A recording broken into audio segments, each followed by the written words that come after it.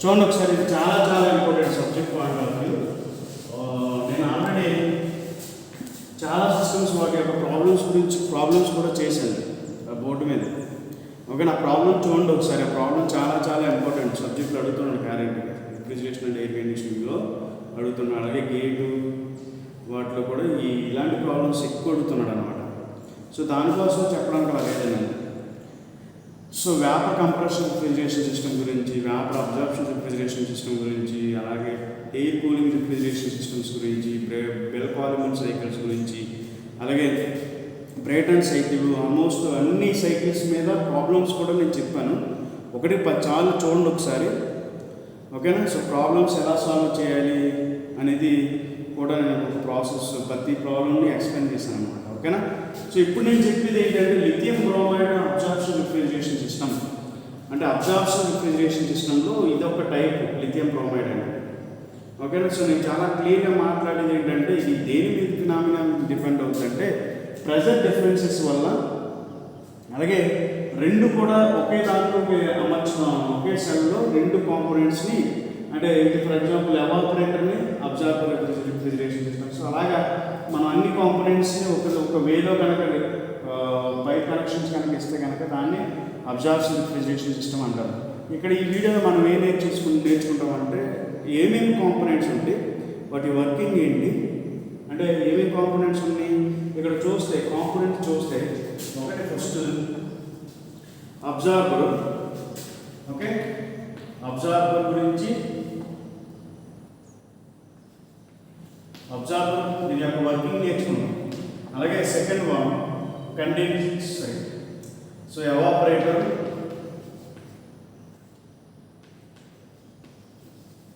అలాగే థర్డ్ది జనరేటర్ గురించి నేర్చుకున్నారు. అలాగే ఫోర్త్ది కండెన్సర్. అలాగే చాలా కాంపోనెంట్స్ ఉన్నాయి. Expansion valves, pressure reducing valves, pressure reducing valve గురించి అంటే వాటి యొక్క కాంపోనెంట్స్ యొక్క వర్కింగ్ చెప్తాను. నెక్స్ట్ సిక్స్త్ది హీట్ ఎక్స్చేంజర్.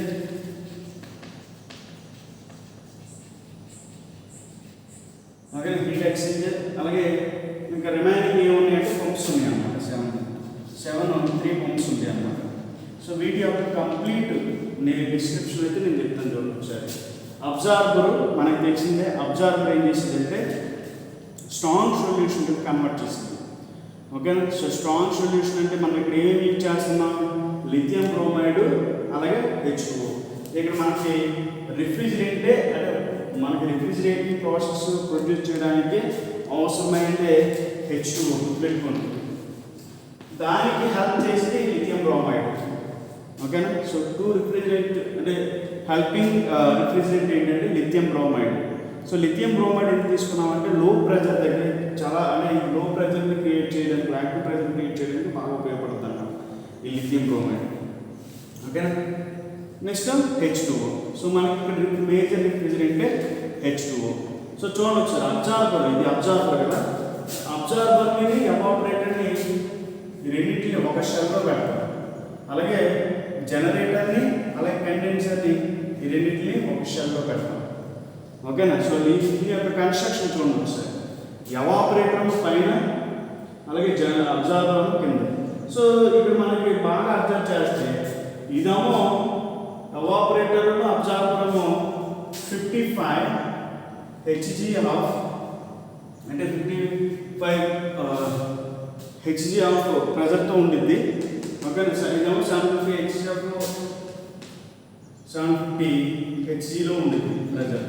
అంటే హైయెస్ట్ ప్రెజర్ దేంట్లో ఎప్పుడైతే ఉందని చెప్పొచ్చు, జనరేటర్లో కండెన్సర్ ఏదైతే ఉందో, ఏదైతే స్టల్ ఉందో అందులో హై ప్రెజర్ అనేది ఉండిద్ది.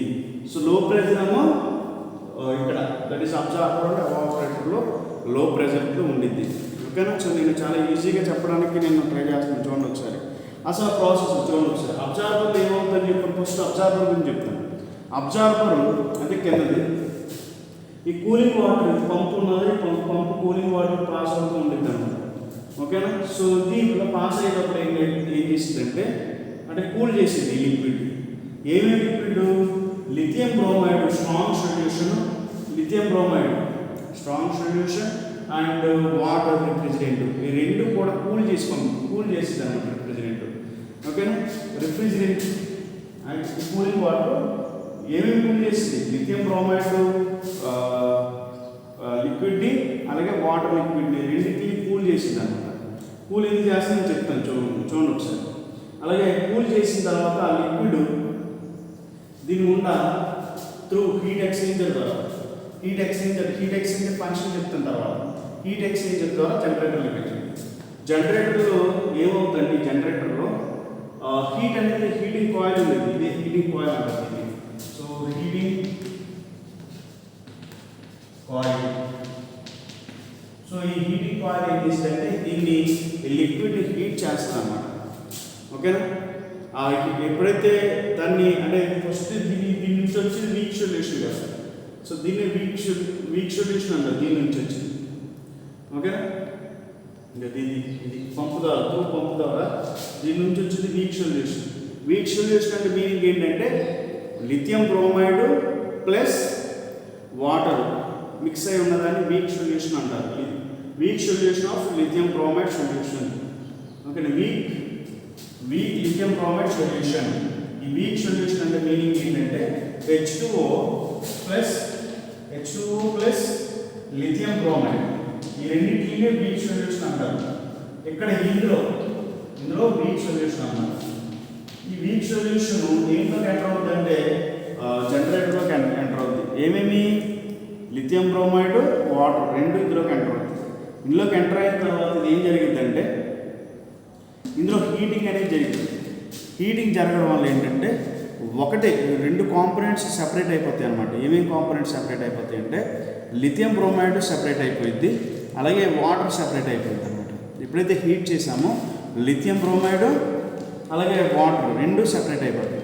సో లిథియం బ్రోమైడ్ ఏదైతే week solution, that is lithium bromide helping fluid ఏదైతే ఉందో అది దాన్ని స్ట్రాంగ్ సొల్యూషన్ అంటారు. స్ట్రాంగ్ సొల్యూషన్ అంటే అందులో కంప్లీట్గా లిథియం బ్రోమైడ్ ఉన్నట్టు అన్నమాట. ఓకేనా? Strong solution of lithium bromide. ఈ లిథియం బ్రోమైడ్ కాస్త దీని ద్వారా హీట్ ఎక్స్చేంజర్ ద్వారా మళ్ళీ దీంట్లోకి వచ్చేది, అబ్జార్బర్లోకి వచ్చేసి. ఓకేనా? సో నేను అబ్జార్బర్ గురించి కంప్లీట్గా చెప్పేసినట్టే. ఏమి అబ్జార్బర్ ఏమవుతుంది? ఇందులో లిథియం బ్రోమైడ్ అలాగే వాటర్ ఉండిద్ది. వాటర్ను లిథియం బ్రోమైడ్ రెండు మిక్స్ అయ్యి ఈ కింద నుంచి ఏదైతే ఈ పంపు ఏం చేసిందంటే పంపించింది. దేంట్లో పంపించిందంటే జనరేటర్లో పంపించింది. జనరేటర్లో రెండు మిక్స్ అవుద్ది, రెండు మిక్స్ అయ్యి సో దట్ ఈస్ మిక్స్ అయ్యి వస్తాయి. అవి ఎప్పుడైతే హీట్ చేసామో రెండు క్యారెక్టర్స్ కింద డివైడ్ అయిపోతాయి. ఓకేనా? రెండు క్యారెక్టర్స్ కింద డివైడ్ అయిపోవడం అంటే ఏంటి? లిథియం బ్రోమైడ్ అలాగే వాటర్ కింద డివైడ్ అయిపోతాయి. సో లిథియం బ్రోమైడ్ ఏదైతే ఉందో ఆ లిథియం బ్రోమైడ్ స్ట్రాంగ్ సొల్యూషన్ మళ్ళీ బ్యాక్ సైడ్ మళ్ళీ అబ్జార్బర్లో వచ్చేస్తుంది. ఓకేనా? సో వాటర్ ఏదైతే ఉందో వాటర్ మాత్రం ఇక్కడ ఇందులో ఉండింది. ఆ వాటర్ సో ఏదైతే వాటర్ ఉందో ఆ వాటర్ కండెన్సర్లోకి వెళ్ళింది అనమాట. ఓకేనా? కండెన్సర్లో ఏమవుతుంది? మళ్ళీ మనం ఏదైతే వాటర్ సప్లై ఇచ్చామో ఆ వాటర్ సప్లై మళ్ళీ దీంట్లోకి వచ్చి దీని ద్వారా సో కూలింగ్ వాటర్ ఇదే కూలింగ్ అవుతుంది. ఓకేనా? సో ఇక్కడ నుంచి ఇక్కడ వరకు కూడా కనెక్షన్ ఉంటుంది.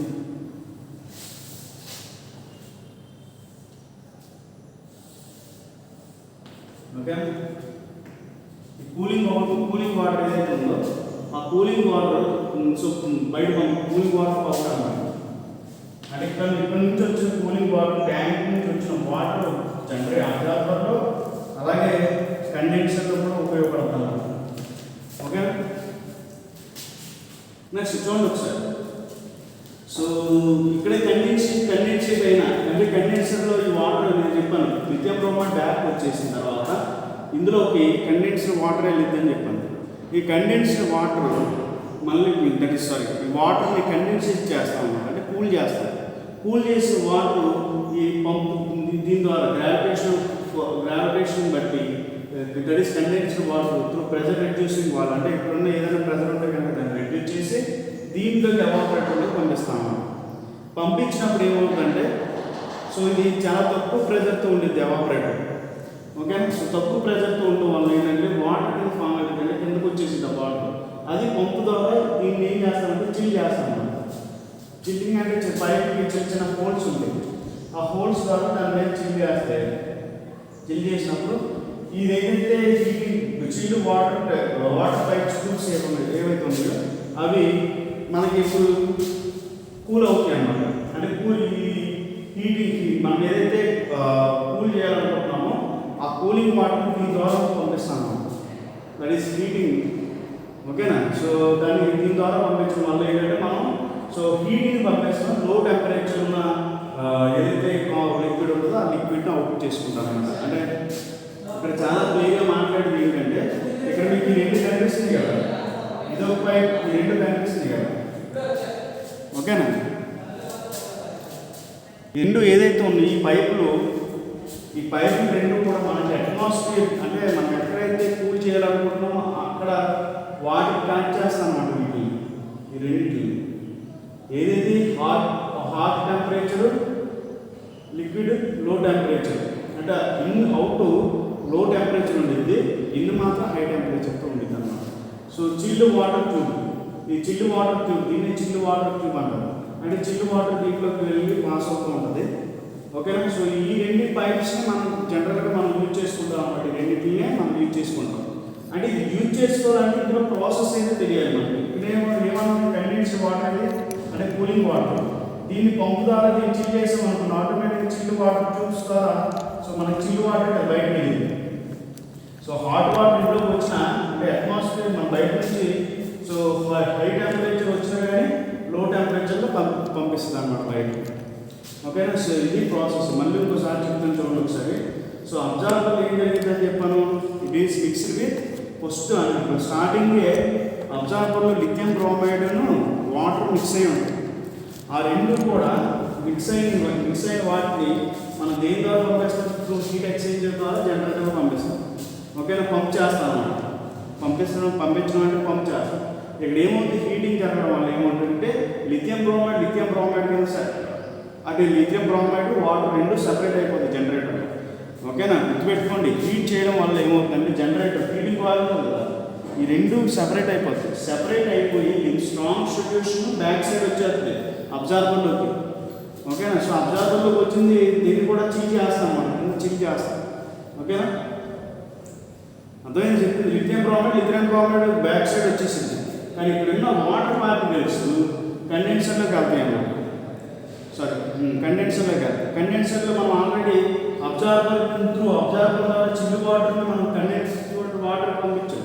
సో కండెన్సింగ్ జరిగింది. కండెన్సింగ్ అయిన తర్వాత కండెన్స్డ్ వాటర్ అంటే cooling water pressure reducing water ద్వారా ఎవాపరేటర్లోకి వస్తుంది. ఓకే, ఎవాపరేటర్లోకి వచ్చిన కూలింగ్ వాటర్ని మనం అట్మాస్ఫియర్ని కూల్ చేయడానికి ఉపయోగిస్తాం అన్నమాట. ఓకేనా, అంటే హాట్ వాటర్ పంపిస్తాం, కోల్డ్ వాటర్ మనం తీసుకుంటాం అన్నమాట. అర్థమైంది. సో దీన్ని lithium bromide absorption refrigeration system అంటారు. అంటే దీని ద్వారా hot water cooling water out అవుతుంది అన్నమాట. అంటే మనకి ఇన్పుట్ లో టెంపరేచర్ వాటర్, లో టెంపరేచర్ లిక్విడ్. ఓకేనా, సో అవుట్పుట్. సో చూడండి ఒకసారి, ఇప్పుడు నేను ఇంకో కాంపోనెంట్ చూడండి ఒకసారి. హీట్ ఎక్స్చేంజర్ వల్ల ఉపయోగం ఏంటంటే, సో పంప్ చేసేటప్పుడు ఇది చాలా తక్కువ టెంపరేచర్తో ఉంటుంది లిథియం బ్రోమైడ్ హీట్ సొల్యూషన్. ఓకేనా, సో ఈ లిథియం బ్రోమైడ్ చాలా తక్కువ టెంపరేచర్తో ఉంటుంది. ఆ లిథియం బ్రోమైడ్ తక్కువ టెంపరేచర్ ఏదైతే ఉందో దాన్ని మనం సో హీట్ ఎక్స్చేంజర్ ద్వారా ఇది స్ట్రాంగ్ సొల్యూషన్ పంపిస్తున్నామా, స్ట్రాంగ్ సొల్యూషన్ సో హీటింగ్ అయింది కాబట్టి చాలా ఎక్కువ టెంపరేచర్తో ఉంటుంది స్ట్రాంగ్ సొల్యూషన్ ఇందులో వెళ్ళేది. సో ఇది అమ్మ వీక్ సొల్యూషన్ కాబట్టి చాలా తక్కువ టెంపరేచర్ ఉంది కాబట్టి హై టెంపరేచర్ కాస్త ఇది రిసీవ్ చేసుకుంటుంది. ఎందుకు సార్ రిసీవ్ చేసుకోవాలి? హీట్ ఎక్స్చేంజర్ వల్ల ఉపయోగం ఏంటంటే, మనం ఏదైతే ఫర్దర్గా ఈ వీక్ సొల్యూషన్ హీట్ చేయాలనుకున్నా ఆ ప్రాసెస్ అనేది ఇక్కడ కొంచెం తగ్గిద్ది అనమాట. అంటే ఇందులో నుంచి ఉన్న హీట్ దీంట్లో రిసీవ్ చేసుకోవడం వల్ల కొంచెం మన హీటింగ్ అనే ప్రాసెస్ని తగ్గించుకోవచ్చు. అది major advantage of heat exchanger. ఓకేనా, సో ప్రతిదీ ఇంపార్టెంట్. ఇక్కడ నుంచి లిథియం బ్రోమైడ్ అలాగే వాటర్ని మనం ఈ పంపు ద్వారా పై జనరేటర్లో పంపు లేకపోతే జనరేటర్ పడుతుంది. అంటే జనరేటర్లో పంపించిన వాటర్ని, అందుకని ఇక్కడ పంపు యాడ్ చేస్తాం. ఓకే. సో దీని ద్వారా మనము బ్యాక్ సైడ్ గ్రావిటేషన్ ద్వారా లిథియం బ్రోమైడ్ బ్యాక్ సైడ్ చేసుకుంటాం. అంటే రెండింటికి ఈ రెండు కూడా జనరేటర్ లేని అబ్జార్బర్ ఉన్న లింక్స్ అనమాట. ఈ రెండు పైప్స్ ఈ జనరేటర్కి అబ్జార్బర్ ఉన్న లింక్స్ అనమాట. ఈ పైపు లైన్ కనెక్షన్, ఈ పైప్ కనెక్షన్ మనకి ఏంటంటే ఫస్ట్ పైప్, ఈ pipe cooling water pipe, cooling వాటర్ని పంపిస్తాం, దట్ ఈస్ కండెన్సేషన్ ప్రాసెస్ చేయడానికి. ఈ పైప్ బ్యాక్ సైడ్ అంటే మనం అవుట్పుట్ తీసుకుంటాం అన్నమాట. ఓకేనా. అంటే ఓవరాల్గా నేను ఏం చెప్పాలనుకుంటున్నానంటే కండెన్సేట్ అయిన వాటర్ చాలా తక్కువ టెంపరేచర్తో ఉండిద్ది. ఓకేనా. ఆ తక్కువ టెంపరేచర్తో ఉన్న లిక్విడ్ని మనం ఏం చేస్తామంటే మళ్ళీ చిల్ చేస్తాం. అంటే చిన్న పైప్ చిన్న హోల్స్ పెట్టి ఈ పంపు ద్వారా పంపిస్తాం. పంపించినప్పుడు ఏమవుతుందంటే ఆ వాటర్ అనేది చిమ్మిద్ది అనమాట. ఆ చిమ్మడం వల్ల ఏమవుతుందంటే స్టీమ్ అనేది చిల్ అవుతుంది అనమాట. అది చిల్ అయితే మన హై టెంపరేచర్, లో టెంపరేచర్, హై టెంపరేచర్ ఏదైతే లిక్విడ్ ఏదో అది కూల్ చేసి పంపు బయట. అంటే మన లిక్విడ్ వాటర్ని కూల్ చేసి చేయడానికి ఉపయోగించుకోవచ్చు, లేకపోతే రూమ్ని కండెన్సేషన్ చేయడానికి ఉపయోగించుకోవచ్చు అనమాట. దీన్నే వాటర్ అబ్జార్ప్షన్ రిఫ్రిజిరేషన్ సిస్టమ్ అంటారు. ఓకేనా. సో దాని గురించి బాగా అర్థమైంది అనుకుంటాను. సో ప్రతి ప్రాసెస్ చాలా ఇంపార్టెంట్. ఓకేనా. ఇంకా అబ్జార్బర్ను ఎవాపరేటర్ ఒక దాంట్లో పెడతాం, జనరేటర్ కండెన్సర్ ఒక దాంట్లో పెడతాం. సో కనెక్షన్స్ అన్నీ ఒకసారి అబ్జర్వ్ చేయండి ఒకసారి. ఫస్ట్ పైప్ ఇది, ఈ పైపు. సో హీట్ ఎక్స్చేంజర్ ద్వారా దీంట్లో పంపిస్తాం. మళ్ళీ బ్యాక్ సైడ్ మళ్ళీ లిథియం బ్రోమైడ్ బ్యాక్ సైడ్ వచ్చేసింది. అంటే ఇప్పుడు లిథియం బ్రోమైడ్ మనం హెల్పింగ్ మాత్రమే యూజ్ చేసుకుంటాం. ఓకేనా. సో ఇది హై ప్రెషర్ 750 హెచ్ఎస్ దగ్గర ఉంది. ఇది 55 హెచ్ఎస్ దగ్గర ఉండిద్ది అన్నమాట. సో ఇలా రెండు డిఫరెన్స్ ఉండడం వల్లే సో ఇందులో సో మనకి హీటింగ్ అనేది, దట్ ఈస్ కూలింగ్ అనేది ఫామ్ అవడానికి టెంపరేచర్. ఓకేనా. సో దీన్నే so lithium bromide absorption refrigeration system అంటారు. Okay, thank you very much. So